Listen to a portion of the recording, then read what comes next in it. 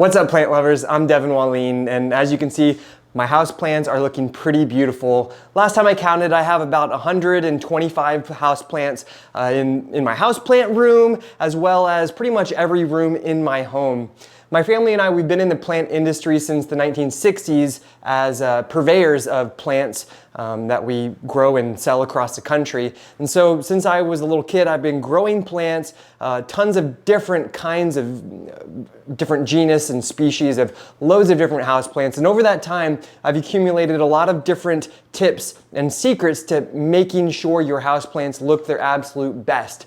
So in this video, I'm gonna go through 12 secret tips about how to really care for your house plants so that they look their optimal all year round, wherever you may live. All right?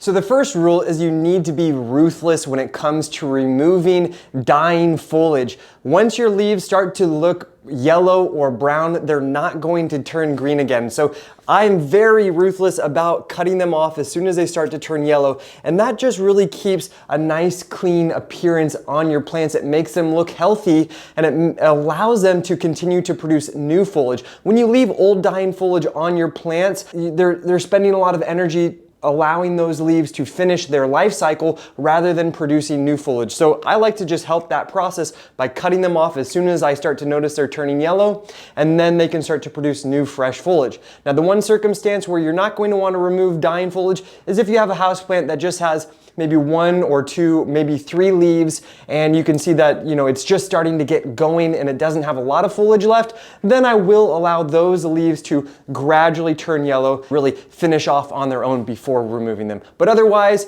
be vigilant, cut off those dead, dying leaves. Now, the next super important point for healthy plants is to grow them in appropriately sized containers. When you have your plants growing in containers that are too large, what ends up happening is that they're gonna be swimming in all of this excess soil. And when you go to water them, if their root system is not really filling out that container, the soil is gonna remain moist too long. That's going to really affect its ability to grow properly, while at the same time encouraging gnats, things like that. So by having them in small size containers where they actually look like they're sort of, bursting at the seams, that's what they want, because so many of our houseplants are tropical plants that are grown in these jungly areas with very robust drainage. And so by having them in smaller containers, they're going to be able to really drain appropriately, properly, and that's going to allow for a good amount of oxygen in that soil, which will allow for the roots to stay happy and healthy, and a happy, healthy root system allows for continued growth. So you always want to wait until your plant is truly outgrown its container before potting it up to the next size. Never put a small plant in a large pot. All right, the next point is providing adequate lighting. As you can see, this room is really well lit. I have a large section of windows over here, but even still, this wall all the way over here, this is a good 6 feet, maybe 8 feet away from the windows. And because these plants are against the wall, they don't really get any direct sunlight. So I've added in some additional growing lights.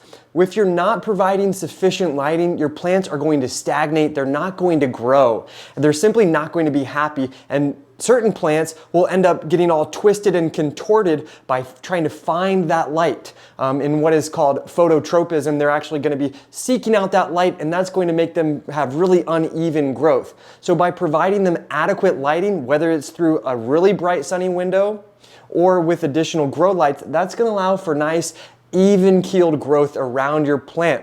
One thing that my wife always does is she likes to take my plants, put them in dark rooms in areas that looks beautiful, aesthetically pleasing, but I tell her that plant is not going to be happy there, and we just can't do it. So you're going to have to make some harsh decisions at some points. If you want to grow certain plants in rooms that aren't bright enough, you're going to need to add some grow lights. And if you are in the market for some grow lights, absolutely check the description below for some links to some of my favorite grow lights. I've tested dozens of different kinds, and I found some really great styles and brands of grow lights that fit a lot of different situations, whether they're clamp-ons for shelving or tall floor lamps with grow lights. So I have some options for every occasion. Now, as I was mentioning, a happy root system allows for good sustained growth, and one way to really ensure you have happy roots is to provide a correct potting mix.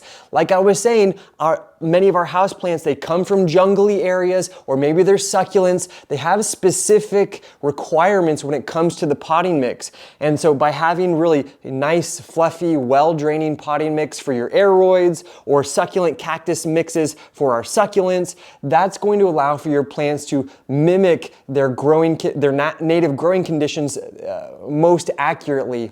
Check this video link for a video that describes 4 different potting mixes. Each, those 4 potting mixes pretty much cover the gamut for all different types of houseplants. And I really go through how you can create your own blends to ensure that each plant has the correct potting mix for itself. Now, I know for many beginner gardeners, the idea of correctly watering your plants can be a little bit overwhelming. So for me, the way that I like to think about watering my plants is I like to do less is more when it comes to watering our indoor plants.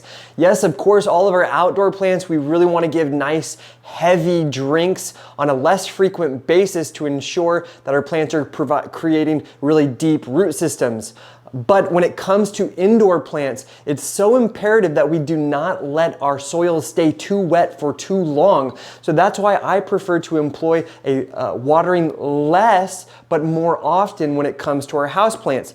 That's going to really ensure that the soil doesn't stay overly wet, taking forever to dry out, because especially during the winter months when light is less, when the temperatures are cooler, it's not going to be using as much of that water to complete the photosynthesis cycle. So that's why I really prefer to give a little drink more often rather than a big heavy drink less often. And whenever you have water in that tray, you always want to remove it unless it's a specific plant that you know that likes to be sitting in a little bit of extra water. And if you do have a large plant in a big saucer that's just too heavy to empty that bottom tray out, consider the turkey baster method. Of course, sometimes when we're watering, some of the water goes through the pot and it ends up in the tray beneath. But look at this. This is not going to be fun tray to move. That's just way too inconvenient. That's when the turkey baster method comes into hand. Just use your turkey baster, remove that liquid. Also great when your plants are so heavy and there's a little bit of water on that tray, use a turkey method where you actually use the turkey baster to suck up any moisture in those trays so that your large plants are not sitting in pools of water either. Now, the next important point is to recognize we don't need to over-fertilize. Many beginner gardeners think that it's important to fertilize all the time. With houseplants, it's really not. I fertilize my houseplants maybe 3 or 4 times a year. That being said, I do it, 3 or 4 times a year. So I'm not completely not fertilizing, but just on the occasion. If you are looking for a nice, well-balanced fertilizer, you can also, I have this in my plant shop. So I'll put a link in the description below for this as well. But just remember, fertilizer is not going to save a plant that is not getting enough sunlight or has in too large of a container. If you don't have those other cultural requirements correct, fertilizer is not going to help. But if you do have those other cultural requirements correct, this will give it a little bit of an extra boon, absolutely. Now, I mentioned a word earlier called phototropism. That's where the plant will actually bend searching for light. And plants that do that, it is absolutely essential to give them a turn every once in a while. Maybe once a month, give it a quarter turn. Not all plants, like our Christmas cactus, are going to really seek out the sun like that. But as you can see, fiddle leaf figs is a good example of a plant that really is going to search out that light.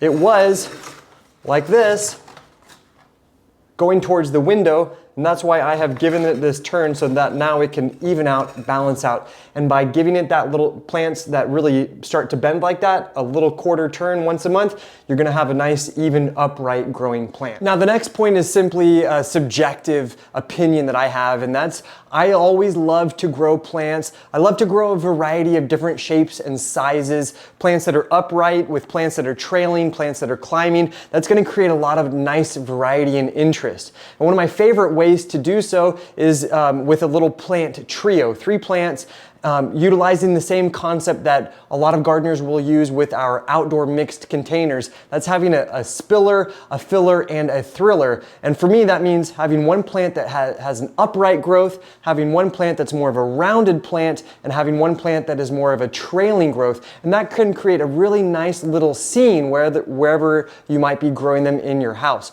Rather than having a standalone plant, I really like to have nice little small communities of plants together. And as you can see right here, I like to really just sort of stagger the different heights using things to make certain plants taller, keep certain plants lower, and it really just creates nice visual interest. Of course, that's subjective. Maybe you have a different feel, a different vibe, but that's my energy. Now, one thing you should not be afraid to do is to move your plants around without hesitation.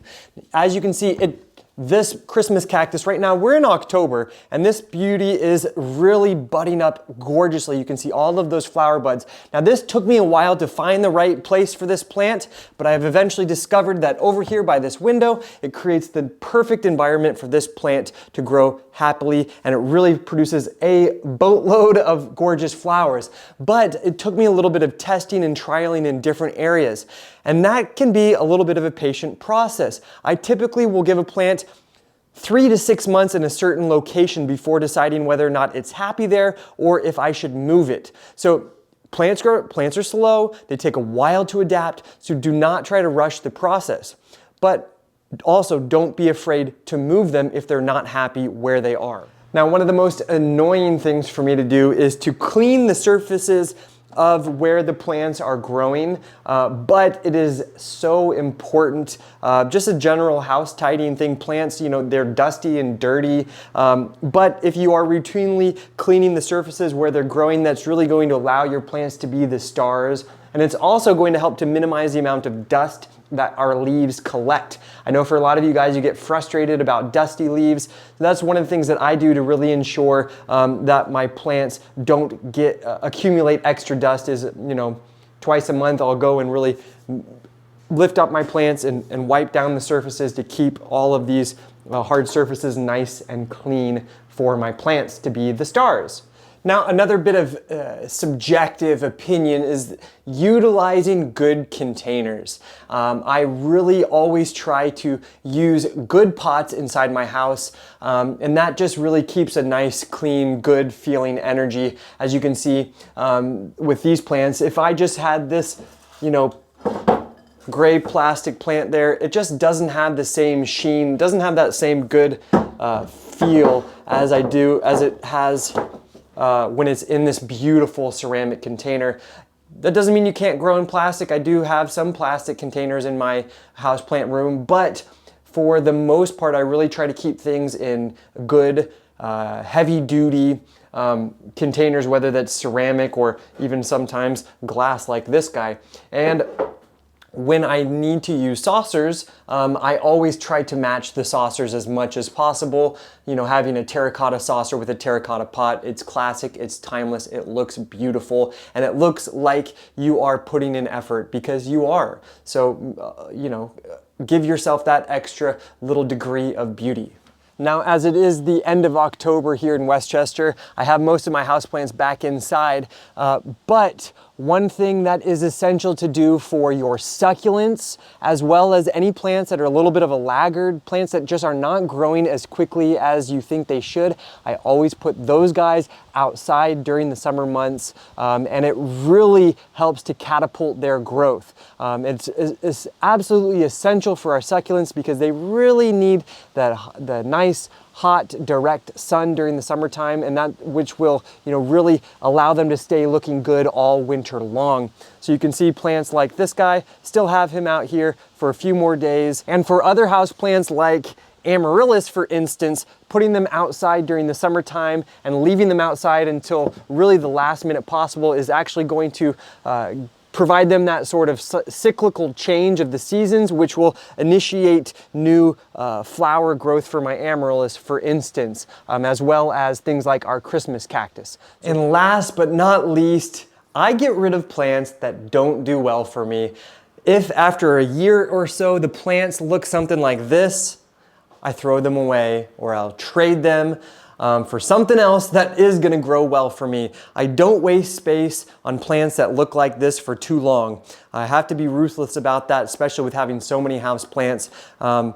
But some plants, you know, we just don't have luck with. So get rid of them, make space for something else, and absolutely propagate plants that do well for you. I have like 6 of these philodendron burl marks around my house just because they're such incredible growers, and for some reason they love growing in my home. So why not make more of what does well for you and get rid of those that don't?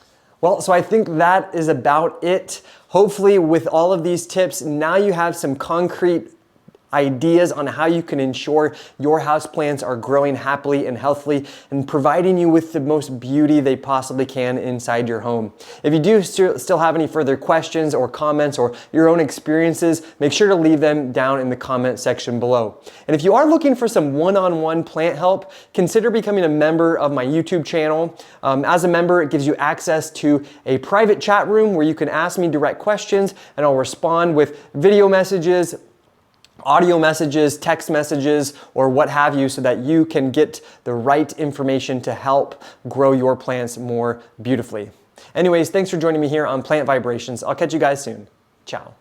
If you have some blank areas in your garden space that you're looking to fill with unique plants, check out my website, plant-vibrations.com. You'll find tons of different perennials and annuals, flowering shrubs, edible plants, indoor plants that my family grows, and we will ship them out across the country and they will arrive at your doorstep. And every single plant that you purchase from my website will allow me to continue to create content that's going to help our plant community grow and flourish.